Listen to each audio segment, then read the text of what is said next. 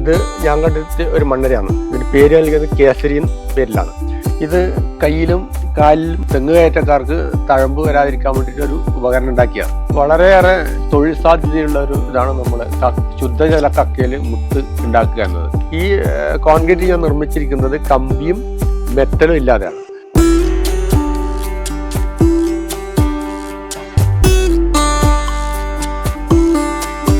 എന്നെ സംബന്ധിച്ചിടത്തോളം ഏതൊരു കാര്യം കണ്ടാലും അത് ചെയ്യണം എന്നുള്ളൊരു ആഗ്രഹമുള്ള ആളാണ്. അത് അതിലെന്തൊക്കെ വ്യത്യാസം വരുത്തി ചെയ്യാൻ വേണ്ടി പറ്റും, അപ്പോൾ അതിലെന്തെങ്കിലും പുതുമ ഉണ്ടാക്കാൻ പറ്റുമോ, എന്തെങ്കിലും പുതിയതായിട്ട് നമുക്ക് ഒരു കാര്യം. ഇപ്പം ഞാൻ ഈ കള്ള് ചെത്ത് എന്ന് പറയുമ്പോൾ അതിനൊരു അത്ര സുഖം കിട്ടുന്നില്ല. അതിലെന്തൊക്കെ ഉണ്ടാക്കിയെടുക്കാം. സാധാരണ മുമ്പേ തെങ്ങിൻ ചക്കര ഉണ്ടാക്കാറുണ്ട്. അത് നമ്മൾ ചക്കര എന്ന് വെച്ചാൽ അത് ചുണ്ണാമ്പ് ചേർത്തിട്ടാണ് ആ മധുരക്കള്ള് ഉണ്ടാക്കുന്നത്. അതില്ലാതെ എങ്ങനെ ഉണ്ടാക്കാമെന്നുള്ള ഐഡിയയിലാണ് ഞാൻ ഇത്തരത്തിലുള്ള ആശയം എൻ്റെ മനസ്സിൽ വന്നത്. അങ്ങനെ ആ ഒരു കെമിക്കൽസും ചേർക്കാതെയാണ് നമ്മൾ ഈ സംഭവം, ഈ നീരാമൃതം എന്ന ഇത് ഉണ്ടാക്കിയത്. 24 വർഷം മുമ്പ് തന്നെ ഈ മധുരക്കള്ളിൽ നിന്ന്, ലഹരിയില്ലാത്ത കള്ളിൽ നിന്ന് എന്തൊക്കെ ഉണ്ടാക്കാമെന്നുള്ളത് കണ്ടെത്തിയ. അതായത് 5 ലിറ്റർ മധുരക്കള്ള്, നല്ല ലഹരിയില്ലാത്ത കള്ള് കുറുക്കിയെടുത്താൽ 700 ml തേൻ കിട്ടും. അതിന് നമ്മൾ പേര് കൊടുത്തത് നീരാമൃതം എന്നാണ്. തേനിനേക്കാളും വലിയ സാധനമാണ്. അപ്പോൾ അതിൽ തന്നെ നമ്മൾ ജാമുണ്ടാക്കി, പൽപ്പൊടി, പേസ്റ്റ്, ഇങ്ങനെ ചോക്ലേറ്റ്, ഇങ്ങനെ 7 ഉൽപ്പന്നങ്ങൾ അന്നേരം തന്നെ ഉണ്ടാക്കി. കാസർഗോഡ് കോളേജിലെ ഇവർ സയൻറ്റിസ്റ്റുമാർ കണ്ടെത്തുന്നതിന് എത്രയോ വർഷങ്ങൾക്ക് മുമ്പ്. അടുത്ത കാലത്ത് അവർ ഈ നീരായിട്ട് ബന്ധപ്പെട്ട് പത്രത്തിലൊക്കെ വാർത്ത വരാൻ തുടങ്ങിയ ശേഷമാണ് ഞാൻ പണ്ട് കണ്ടെത്തിയ സാധനമാണിത്. അന്നേരത്ത് നമ്മൾ ഇതിന് ഈ വൈകുന്നേരത്തെ കള്ളിന്, മധുരയിലെ കള്ളിന് മീറ എന്ന പേരാണ് അറിയപ്പെട്ടത്. ഇവർ നീര എന്ന പേര് ആണ് ഇവർ കൊടുത്തത്. ആകെ ഇവർ ചെയ്തത് ഇതിലൊന്നും ഒരു കണ്ടെത്തലുമില്ല. ഇവരാകെ ചെയ്തത് മീറ എന്നുള്ള നീര എന്നുള്ള പേര് നൽകി. അതാണ്, വേറെ ഒന്നും അതിനകത്തില്ല. സാധാരണ ഒരു ചെത്തുന്ന അതേ ടൈപ്പിൽ നമ്മൾ ചെത്തിയെടുക്കുന്നു. അത് ലഹരിയില്ലാതെ നമ്മൾ എടുക്കുന്നു. നമ്മൾ തെങ്ങിൻ്റെ മേലെ നിന്ന് തന്നെ ഒരു താഴെ ഒരു ഭരണിയിലേക്ക് ഒരു ബക്കറ്റിനകത്ത് ഭരണി വെച്ച് അതിനകത്ത് ഐസ് വെച്ച് ഒരു വിധത്തിലുള്ള ലഹരി ഇല്ലാത്ത വിധത്തിൽ ഏത് സമയത്തും കളക്ട് ചെയ്യാവുന്ന വിധത്തിലാണ് ഞാൻ ഈ ടെക്നോളജി എടുത്തത്. ആ സമയത്ത് തന്നെ നമുക്ക് ഓൺ ദ സ്പോട്ടിൽ തന്നെ ഫ്രിഡ്ജിൽ വെക്കാം. അതിന് നമ്മളൊരു 5 ലിറ്റർ നമ്മൾ കുറുക്കിയെടുത്താൽ 700 ml തേൻ കിട്ടും. എന്നിൽ നിന്നാണ് ചുരുക്കി പറഞ്ഞാൽ ഇവർ ഈ ബാക്കി കാര്യങ്ങളൊക്കെ മനസ്സിലാക്കിയത്. ഇത്ര കാര്യം അവരോട് ഞാൻ പറഞ്ഞു. എൻ്റെ അടുത്ത് വന്നിട്ട് ഇത് ഈ പത്രത്തിൽ വാർത്ത വന്നതിന് ശേഷം തന്നെ ഇതുമായിട്ട് ബന്ധപ്പെട്ട ആൾക്കാർ വന്നു. ഇത് ഞാൻ അന്നേരത്തെ ഉണ്ടാക്കിയ ഓരോരോ സാധനങ്ങളാണ്. നീര വേറെ, അതേപോലെ തന്നെ അതിൽ ഉണ്ടാക്കിയ പൽപ്പൊടി, അതിലിട്ട് ജാമ്, അതിൽ നിന്നിട്ട് ഐസ്ക്രീം. ഇതിന് നമ്മളിപ്പോൾ എൻ്റെ പറമ്പിൽ തന്നെ ഒരുപാട് ചെമ്പോത്ത്, ഉപ്പൻ എന്ന് പറഞ്ഞ ഒരു പക്ഷി വരാറുണ്ട്. അപ്പോൾ അത് നമ്മളെ ഇതിനകത്ത് വരുമ്പോൾ എന്തിനാണ് അത് വരുന്നത്? അപ്പോൾ അത് നമ്മുടെ പല കീടങ്ങളെ നശിപ്പിക്കാൻ വേണ്ടിയിട്ട് നല്ല ഓല ചുരുട്ടി പുഴുവായാലും അതേപോലെ തന്നെ ചെടികളിലൊക്കെ. അപ്പോൾ അതിനുശേഷം ഞാൻ മനസ്സിലാക്കി ഈ ചെമ്പോത്ത് എന്ന സാധനം നമ്മുടെ ഒരു കർഷകൻ്റെ ഒരു മിത്രമാണ്. അപ്പോൾ അതിന് നമ്മൾ വളരെ സംരക്ഷിക്കേണ്ട ഒരു കാര്യമാണ്. അങ്ങനെ ഓരോരോ ഇത് നമ്മളെ ഈ ഒരുപാട് ഇപ്പം നമ്മൾ വെള്ളീച്ച ഒരു പ്രശ്നം നമ്മുടെ നാട്ടിലുണ്ടായിരുന്നു. ആ ഒരുപാട് തെങ്ങുകളെ നശിപ്പിക്കുന്നത്. അപ്പോൾ അതിൻ്റെ ഇടയിൽ ഞാൻ കണ്ടെത്തിയതാണ് ഈ വെള്ളീച്ചയെ നശിപ്പിക്കാൻ വേണ്ടിയിട്ട് ലൈറ്റത്ത് ഒരുപാട് കീടങ്ങൾ വരാറുണ്ട്. അപ്പം ഞാൻ അതിന് ചെയ്തതെന്ന് വെച്ചാൽ പ്രത്യേകിച്ച് ഒരു ടാങ്കി ഉണ്ടാക്കി. അപ്പോൾ ഈ കീടങ്ങളെ ഒക്കെ തവള തിന്നുന്നുണ്ട്. അപ്പോൾ ഒരു ടാങ്കി ഉണ്ടാക്കി. അതിനകത്ത് ഒരു 10-25 തവളയെ പിടിച്ചിട്ടു. അപ്പോൾ അതിനകത്ത് നല്ലൊരു ലൈറ്റും കൊടുത്തു. ലൈറ്റ് കൊടുത്താകുമ്പോൾ രാത്രിയിൽ ഏകദേശം ഏകദേശം കീടങ്ങളൊക്കെ ഇതിനകത്ത് പറന്ന് വീഴുകയും ഇതെല്ലാം ഈ തവളക്ക് ഒന്നാന്തരം ഭക്ഷണമായി മാറുകയും ചെയ്തു. അങ്ങനെ പറമ്പിൽ തന്നെ നമ്മളൊരു ചെറിയൊരു കീടനിയന്ത്രണ മാർഗമായിട്ട് ആണ് അത് ഞാൻ കാണുന്നത്.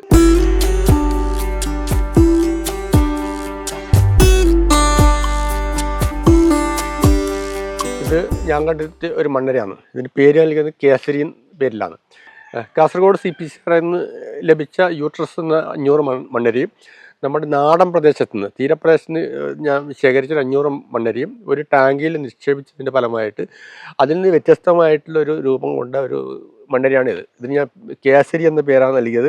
ഇതിൻ്റെ പ്രത്യേകത എന്ന് വെച്ചാൽ ഉപ്പ് രസത്തിനും ഈ മണ്ണിര ഇണങ്ങുന്നത്. ഉപ്പ് രസമില്ല മണ്ണിൽ വരെ ഈ മണ്ണിര നന്നായിട്ട് ആവും. മറ്റ് സാധാരണ അവരെ യൂട്രസിനെക്കാണി ഒരുപാട് ഉൽപ്പാദന ശേഷിയും കഴിവൊക്കെ ഉള്ള ഒരു മണ്ണിരയാണ്.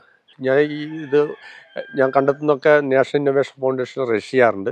അപ്പോൾ അതിൻ്റെ അടിസ്ഥാനത്തിൽ ഒരു 3 സ്ഥാപനത്തിൽ അവരിതിൻ്റെ ട്രയലിന് അയച്ചിരുന്നു. അപ്പോൾ വെള്ളായണി കാർഷിക കോളേജിൽ, പിലിക്കോട് കാർഷിക ഗവേഷണ കേന്ദ്രം, CPCR കാസർഗോഡ്. അങ്ങനെ അതിൻ്റെ അടിസ്ഥാനത്തിൽ അവർ തന്നെ ഇതിൻ്റെ അവാർഡിൻ്റെ ഒരു ദേശീയ അവാർഡിൻ്റെ പട്ടികയിൽ ഉൾപ്പെട്ട ഒരു ഇതാണ്. അവർ ഇന്ത്യയിൽ നിന്ന് 20 പേരിൽ എൻ്റെ പേരും കൂടി ഉൾപ്പെട്ടിട്ടുണ്ടായിരുന്നു. ഇത് കൊമ്പഞ്ചെല്ലിയുടെ ലാർവയാണ്. മുട്ട വിരിഞ്ഞ് 6 മാസം വരെ ഇത് പുഴുവായിരിക്കും. ആ സമയത്ത് ഫലപ്രദമായിട്ട് നമുക്കിതിന് ഉപയോഗിക്കാം. എത്ര കാഠിന്യമുള്ള വസ്തുക്കളും കമ്പോസ്റ്റാക്കി മാറ്റാനുള്ള കഴിവ് ഇതിനുണ്ട്. പ്രത്യേകിച്ച് ചകരിച്ചോറ്. എനിക്കിത് കണ്ടെത്താനുള്ള കാരണം ഞാൻ മണ്ണിര കമ്പോസ്റ്റ് ചെയ്തുകൊണ്ടായിരുന്നു. മണ്ണിര കമ്പോസ്റ്റ് ചെയ്യുന്നതിനിടയിൽ ഇങ്ങനെയുള്ള ധാരാളം പുഴുക്കളെ കാണാനും വ്യത്യസ്തമായ ഒരു വളം രൂപപ്പെട്ടത് കാരണം ഞാനിത് പ്രത്യേകിച്ച് പരിശോധിച്ചു. ഇതുപോലെ ഒരു 10-50 എടുത്ത് ഒരു ബക്കറ്റിനകത്ത് ഇട്ട് ഞാൻ കുറേ ചകരിച്ചോറ് അതിനകത്ത് വെച്ച് ഒരു 15 ദിവസം കഴിഞ്ഞിട്ടാകുമ്പം ഈ കംപ്ലീറ്റ് ചകരിച്ചോറ് തിന്ന് കമ്പോസ്റ്റാക്കി മാറ്റി. അപ്പം ഞാൻ മനസ്സിലാക്കി ഇതിനെ നമുക്ക് കമ്പോസ്റ്റാക്കാൻ ഉപയോഗിക്കാം. അങ്ങനെ ഇത് എത്ര കാഠിന്യമുള്ള വസ്തുക്കൾ ഇത് കമ്പോസ്റ്റാക്കി മാറ്റാനുള്ള കഴിവുണ്ട്. മുട്ട വിരിഞ്ഞ് 6 മാസം വരെ ഉണ്ടാവും. 6 മാസം കഴിയുമ്പോൾ ഇതിൻ്റെ തന്നെ മണ്ണിൻ്റെ കൂടുണ്ടാക്കി അതിന് പിന്നെ വണ്ടായിട്ട് പറന്നു പോകും. സാധാരണ നമ്മൾ ഇത് മാത്രം കമ്പോസ്റ്റ് ആക്കുന്നുണ്ടെങ്കിൽ സാധാരണ ഇത് കൂടുതൽ ഉണ്ടാകുന്നത് ചാണകക്കുഴിയിലും അതേപോലെ തലപോയ തെങ്ങുംതടിയിലാണ്. അപ്പം നമ്മളിത് ചെയ്യുമ്പോൾ എന്താ വേണ്ടതെന്ന് വെച്ചാൽ നമ്മൾ ഇതിന് നെറ്റ് വെക്കണം. സാധാരണ ചെറിയ ടാങ്ക്. അപ്പോൾ ഇത് ഇങ്ങനെ ചെയ്യുമ്പോൾ നമ്മുടെ പ്രദേശത്തിൽ കംപ്ലീറ്റ് ഇത് ശേഖരിച്ചിട്ട് നമ്മൾ 2 കാര്യങ്ങൾ, ഒന്ന് തെങ്ങിൻ്റെ കീടാക്രമണത്തിൽ നിന്ന് നിയന്ത്രിക്കാൻ പറ്റും. പിന്നെ 2 കാര്യങ്ങളാണ്. അപ്പം അങ്ങനെ അന്നേരത്തൊക്കെ ഞാനിത് 50 പൈസ കൊടുത്തിട്ടാണ് മുഴുവൻ ശേഖരിച്ചിട്ടാണ് ഇത് കമ്പോസ്റ്റ് ആക്കിയത്. പിന്നെ ഇത് സാധാരണ മണ്ണിര കമ്പോസ്റ്റ് ടാങ്കിക്കകത്ത് തന്നെ ഇത് ചെയ്യാം. മണ്ണിരനെ ഇത് ദ്രോഹിക്കുന്നില്ല.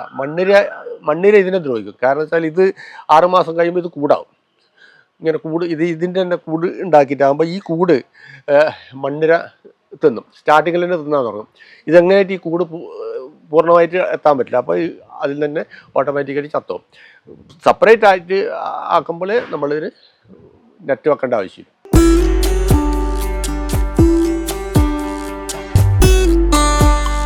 ഇത് കയ്യിലും കാലിലും തെങ്ങ് കയറ്റക്കാർക്ക് തഴമ്പ് വരാതിരിക്കാൻ വേണ്ടിയിട്ട് ഒരു ഉപകരണം ഉണ്ടാക്കിയാണ്. ഇത് ഉണ്ടാക്കാനുള്ള കാരണം ഞാൻ തെങ്ങ് തളപ്പിട്ട് കയറുന്നതാണ്. അപ്പോൾ എൻ്റെ 2 കാലിൽ തഴമ്പായി പൊട്ടി വ്രണമായി. അപ്പോൾ ഡോക്ടറെ അടുത്ത് സമീപിച്ചപ്പോൾ ഡോക്ടർ പറഞ്ഞു ഇത് നിങ്ങൾ സോക്സ് ഇട്ടിട്ട് തെങ്ങിൻ്റെ മുകളിൽ കയറിക്കോ. സോക്സ് ഇട്ടാൽ എന്തായാലും തെങ്ങിൻ്റെ മുകളിൽ കയറാൻ പറ്റില്ല. എന്നാൽ അദ്ദേഹം പറഞ്ഞത് ഞാൻ ഒഴിവാക്കിയില്ല. 2 സോക്സ് വാങ്ങിച്ചു.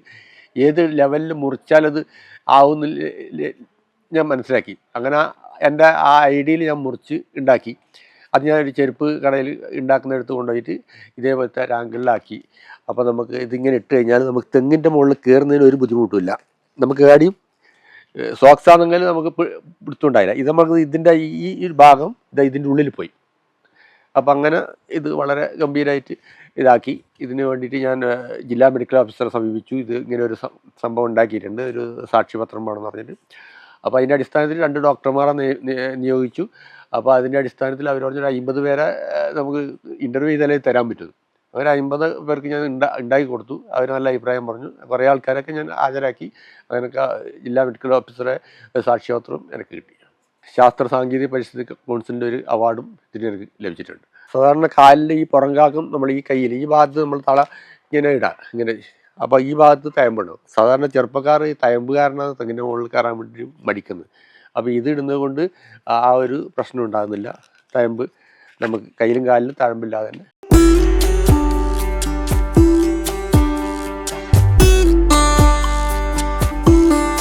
ഈ ഒരു പട്ടിക്കൂട് ഞാൻ കോൺക്രീറ്റ് ചെയ്തിരിക്കുന്നത് പിന്നെ ഇതിനകത്ത് കമ്പിയോ മെറ്റലോ ഉപയോഗിച്ചിട്ടില്ല.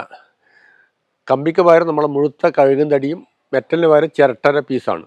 സാധാരണ വാർക്കുന്ന അതേ ടൈപ്പിൽ തന്നെ കമ്പിയും മെറ്റലും ചേർത്ത് വെച്ചിട്ടാണ് ഇത് വാർത്തിരിക്കുന്നത്. അത് ഒരു 14 വർഷം മുമ്പ് ചെയ്തതാണ്. ഇന്നും അതിനൊരു കേടില്ല, വലിയ ചൂടില്ല. പിന്നെ സാധാരണ നമ്മൾ കമ്പിയാണെങ്കിൽ അതിന് മണ്ണിന് ഉപ്പ് രസം ഉണ്ടെങ്കിൽ തുരുമ്പ് പിടിക്കും. ഇത് അങ്ങനെ ഒരു പ്രശ്നമൊന്നും വരുന്നില്ല. അങ്ങനെ അടന്നു വീഴുന്ന പ്രശ്നമൊന്നും ഇല്ല. അപ്പോൾ അത്രമാത്രം ഇത് കാരണം ചൂട് തന്നെ കുറവാണ്.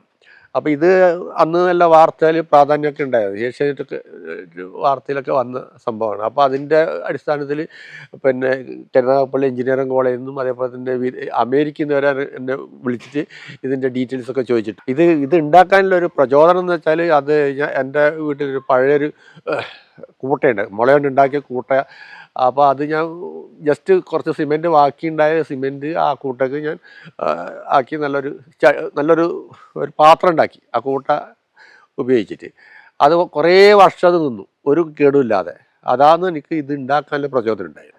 ശരിക്കും ഇനി ശാസ്ത്രീയമായ പിന്നെ ഇത് പഠിച്ച് കഴിഞ്ഞാൽ ശരിക്കും നമുക്ക് വലിയ ബിൽഡിങ്ങുകൾക്കൊക്കെ ഉപയോഗിക്കാൻ വേണ്ടിയിട്ട് ഒരു ടെക്നോളജി ആയിട്ട് ഇത് ഉപയോഗിക്കാമെന്ന് എൻ്റെ ഒരു അഭിപ്രായം.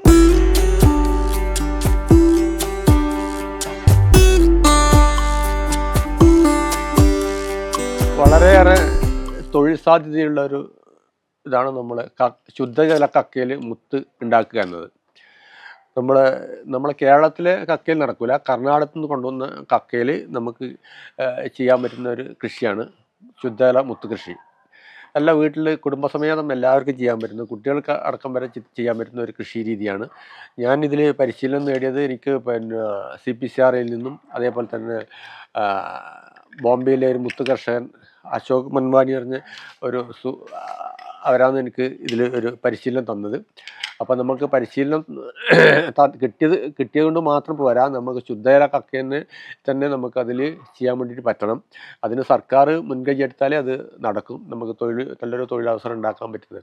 സാധാരണ ഇപ്പോൾ ഒരു കക്ക ആഹാരം കഴിക്കുന്നത് ഒരു ഭാഗത്ത് കൂടി ആഹാരം എടുത്ത് മറ്റൊരു ഭാഗത്തെ കൂടി ഇങ്ങനെ ഈ ഭാഗത്ത് പുറന്തള്ളുന്ന രീതിയാണ്.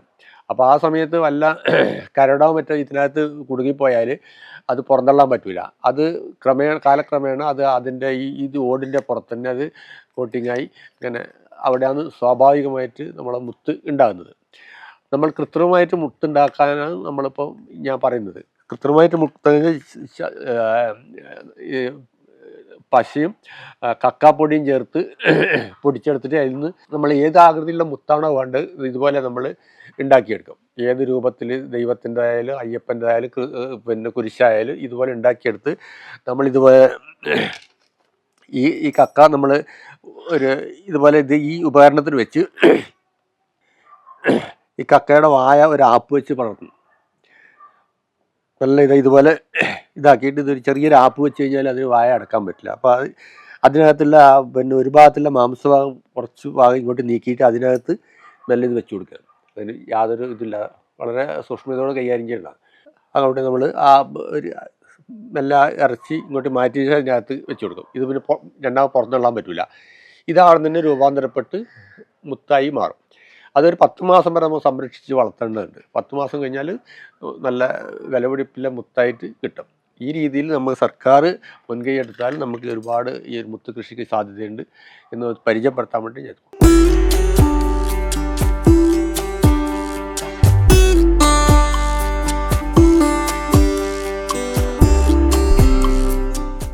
ഇത് അസോള വർഗത്തിൽപ്പെടുന്ന ലെംന എന്നൊരു ജലസസ്യമാണ്. ഇതിൻ്റെ ഉപയോഗം എന്ന് വെച്ചാൽ സാധാരണ ഇത് ഡക്ക് വീട് എന്ന് പറയുന്നു.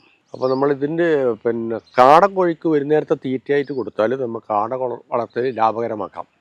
അപ്പോൾ എനിക്ക് കാടകൃഷി ഉണ്ടായിരുന്നു. അപ്പോൾ എങ്ങനെ ലാഭകരമാക്കാമെന്ന് ചിന്തിച്ചപ്പോൾ ഇതുപോലെ കുളങ്ങളിലൊക്കെ ഇഷ്ടം പോലെ ഈ സാധനമുണ്ട്. അപ്പോൾ സാധാരണ അസോള കോഴിയും പശുവൊക്കെ തിന്നാറുണ്ട്. അപ്പോൾ അങ്ങനെ ഞാൻ ഇത് കുറച്ച് കാടക്കോഴിക്ക് കൊടുത്തപ്പോൾ കാട ആർത്തിയോടെ കഴിച്ചു. നല്ല ആരോഗ്യമുള്ള മുട്ട, നല്ല മുട്ടയിടാതെ കോഴിയാണ് മുട്ടയിടുന്നത്. പിന്നെ സാധാരണ കാടക്കോഴിക്ക് ഉണ്ടാകുന്ന ഒരു അസുഖമുണ്ട്, ഈ മലദ്വാരത്തിൽ മുട്ട കുടുങ്ങിയിട്ട് ചാകുന്നത്. അതൊന്നുമില്ല. അതുകൊണ്ട് ഞാൻ ഇതൊരു നേരത്തെ തീറ്റ ഇത് കൊടുത്ത് മറ്റ് തീറ്റ കുറച്ചാൽ നമുക്ക് കാടക്കോഴി വളർത്തൽ വളരെ ലാഭകരമാക്കാം.